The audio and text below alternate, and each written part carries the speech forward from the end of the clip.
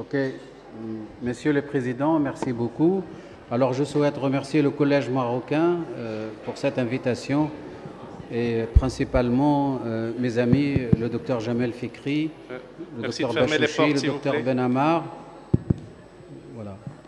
Donc c'est vrai qu'on m'a demandé de parler un petit peu de l'impact du stress oxydant et éventuellement sa correction dans le cadre de l'AMP.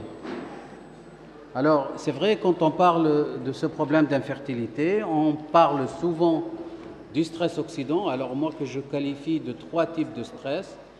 Il y a le stress énergétique, c'est-à-dire le dysfonctionnement mitochondrial des équilibres énergétiques et qui va provoquer quand même un désordre cellulaire et qui va produire soit de l'apoptose, soit de la nécrose. Il y a le stress social, c'est-à-dire, voilà, tu te maries, comme on dit en Tunisie, quand le couple se marie et elle n'est pas enceinte,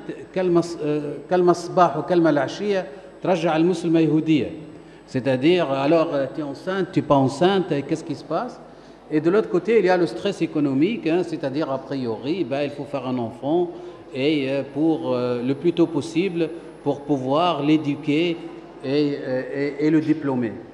Et à partir de là, on parle aujourd'hui donc de l'antioxydant et des compléments alimentaires. Alors, il a été démontré, en tout cas, que le stress oxydant chez l'homme ou un déséquilibre nutritionnel joue un rôle dans la pathophysiologie de la spermatogenèse, de la spermiogenèse et sur le génome et l'épigénome du spermatozoïde. Chez la femme, il a été aussi démontré qu'il joue un rôle dans les infertilités inexpliquées chez la femme, dans l'endométriose, les ovaires polykystiques et les facteurs de désordre donc périténiaux. Alors, c'est vrai qu'aujourd'hui, quand on parle de l'antioxydant, allez-y, zid et abouzid, partout, on propose des antioxydants. Celui-là répare ça, celui-là répare ça, blablabla, et vas-y. Donc, on est inondé. Et quand vous allez à l'Échereux aujourd'hui ou à la CRM, les plus grosses stands, ce n'est plus l'industrie pharmaceutique pour les hormones, c'est plutôt les antioxydants. Alors au Maroc, vous échappez pas aussi à ce phénomène-là. La question qu'on se pose, est-ce que la supplémentation d'antioxydants, soit côté masculin ou féminin, va aider donc à la conception? Et surtout, est-ce qu'il peut réduire aussi le time to pregnancy, c'est-à-dire le temps pour obtenir la grossesse? Alors au Maroc, aujourd'hui, donc on m'a demandé de parler au nom donc, de Altea, qui propose donc 12 antioxydants pour monsieur et pour madame, et on va regarder un petit peu ce qui se passe. Alors, c'est un très beau papier donc, qui était publié en 2020 par Riba Mayou. Donc vous regardez que de toute façon, on a besoin du stress oxydant. Mais notre corps aussi, il a un système de défense, ce qu'on appelle les antioxydants. C'est vrai que si tout va bien, on a un équilibre entre les espèces oxygénées réactives et notre antioxydant naturel. Et là, on va cet équilibre, le redox, cet équilibre, on va avoir une bonne capacitation du sperme, un bon acrosome, une hyperactivation et une bonne interaction entre le spermatozoïde et l'ovocyte. Et là, on peut dire, on peut avoir des spermatozoïdes matures et compétents. Malheureusement, il y a beaucoup de facteurs qui vont altérer cet équilibre. Premièrement, donc aussi notre style de vie, nos habitudes alimentaires, les perturbateurs endocriniens. Et là, on va se trouver dans une situation de stress oxydant. Et là, on va se trouver en face d'une peroxydation des lipides, modification des protéines, surtout des dégâts du génome et de l'épigénome du spermatozoïde. Et là, on va réduire le potentiel de fertilité d'un spermatozoïde.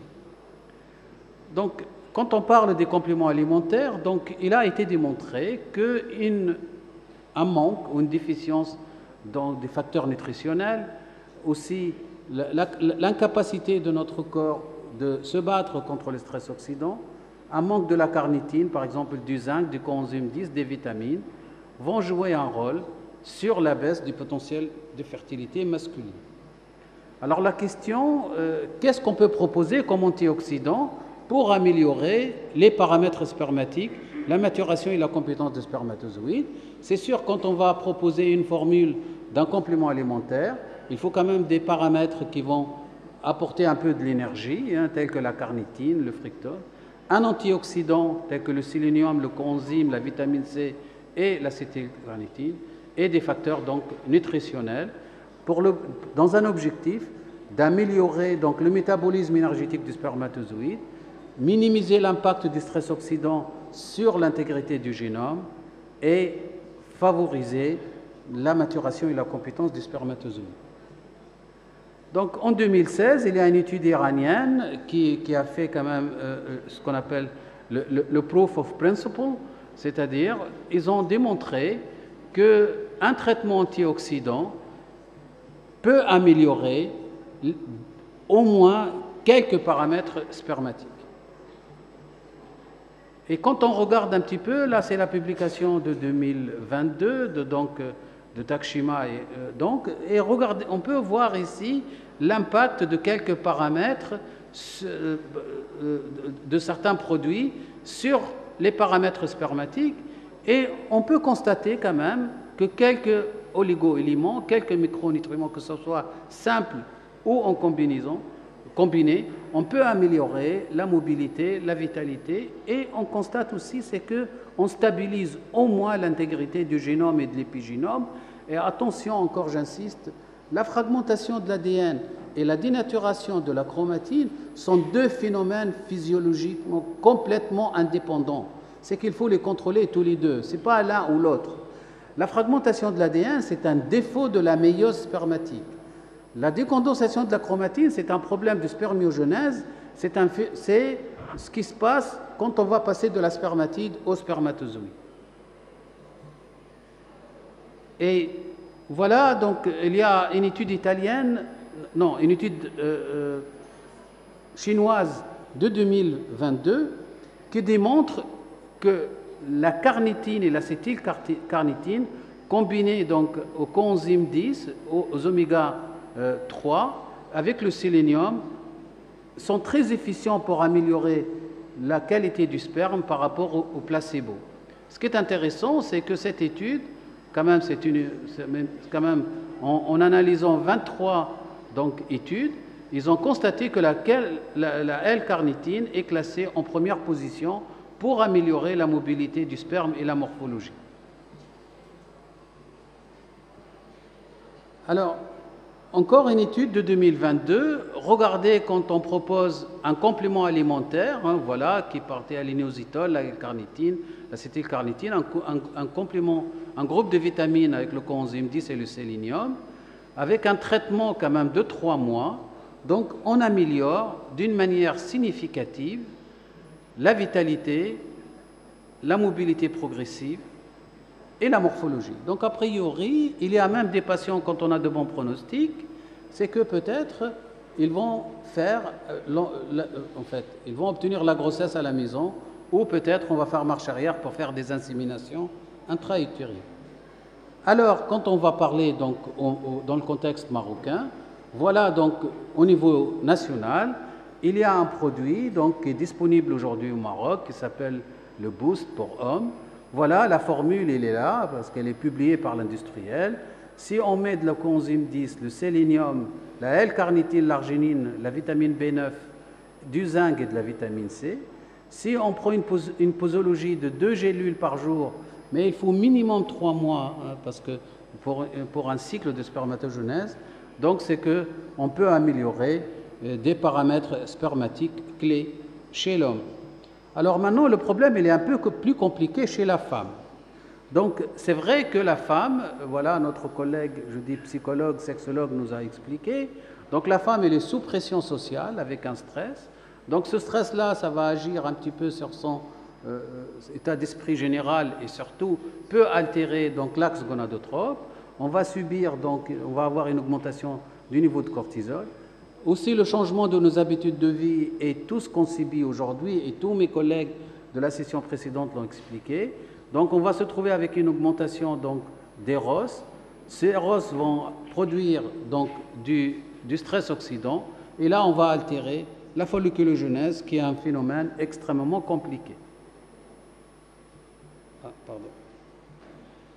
Alors, en plus, on se trouve aussi en face de patientes qui ont de l'endométriose ou des ovaires polykystiques.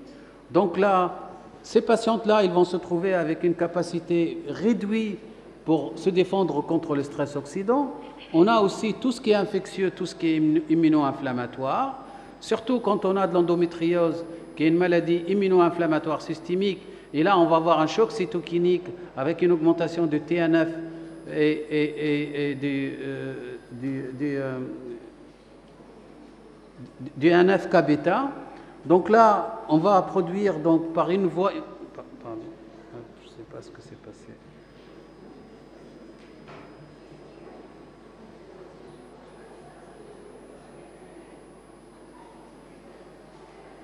Donc là, on va voir un petit peu deux voies de signalisation donc, de stress oxydant suite à un choc cytokinique. Surtout, voilà. Donc on va altérer un petit peu, je dis, le potentiel de fertilité et je dis l'appareil reproducteur. Et à partir de là, on va altérer la folliculogenèse, on va provoquer de l'apoptose et tout ça donc, va réduire un petit peu le potentiel de fertilité chez la femme.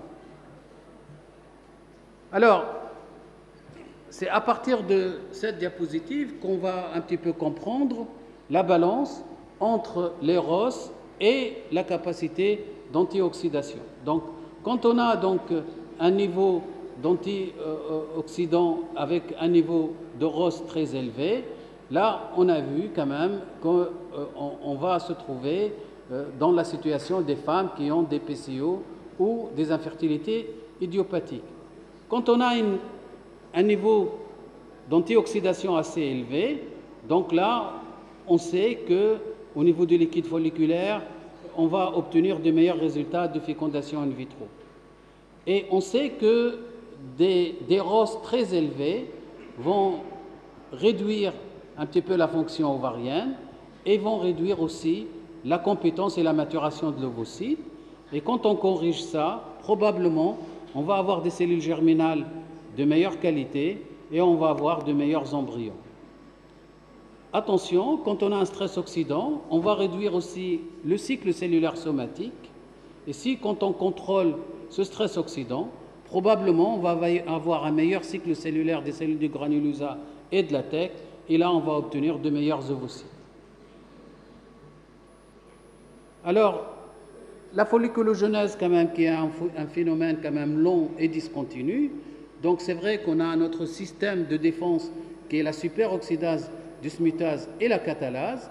Malheureusement, au niveau du follicule donc antral, si la superoxydase dismutase baisse, parce que normalement, on a une superoxydase dismutase naturelle, si elle baisse, on va provoquer, donc, on va produire des ROS. Et aussi au moment de l'ovulation, si la superoxydase dismutase baisse et la catalase aussi, on va augmenter les ROS et on va altérer la qualité de l'ovocyte.